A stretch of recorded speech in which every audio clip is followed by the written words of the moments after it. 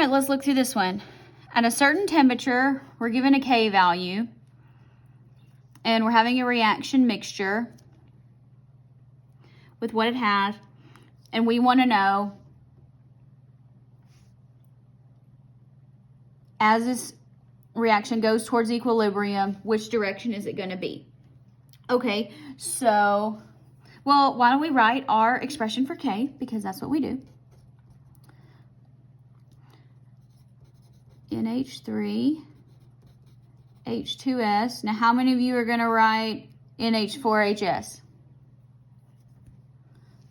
Nobody, because this is a solid. Solids don't have concentrations. They don't belong in the equilibrium constant. Don't let that trick you. If you need to put something, put a 1. It's not necessary. But, so here, remember, we're talking about products over reactants. When we're not at equilibrium, we don't call it K, we call it Q, because we don't know, so it's the reaction quotient. You calculate it the same way. NH3 is 0.166. H2S is also 0.166. So let's do this. Okay, 0.166. We'll just square it.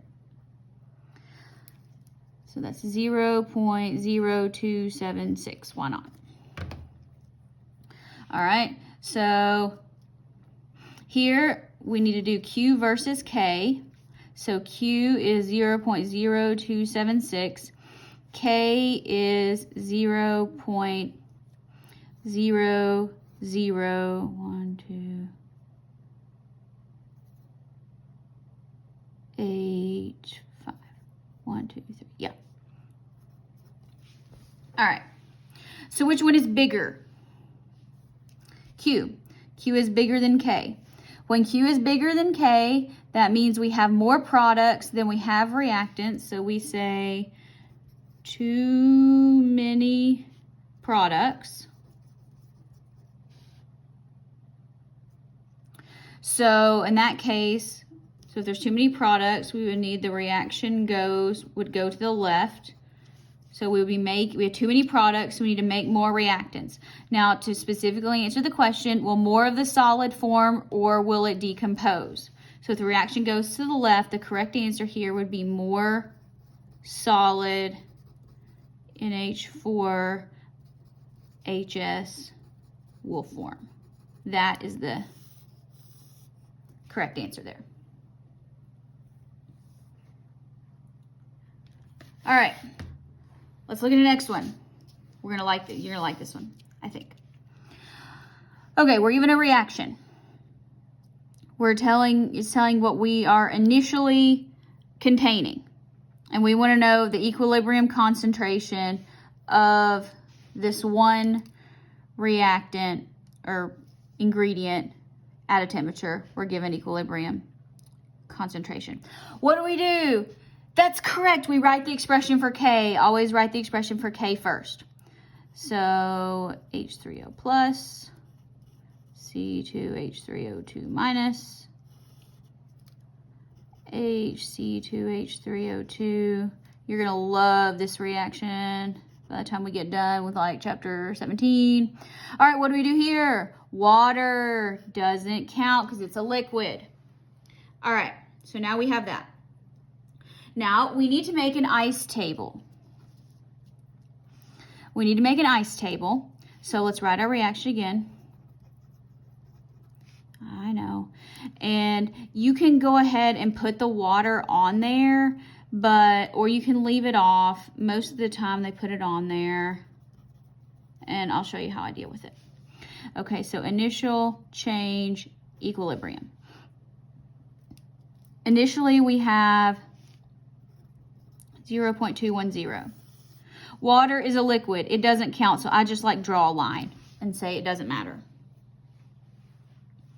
Okay, so if we initially have this, that means we have 0 products. So we have to make products.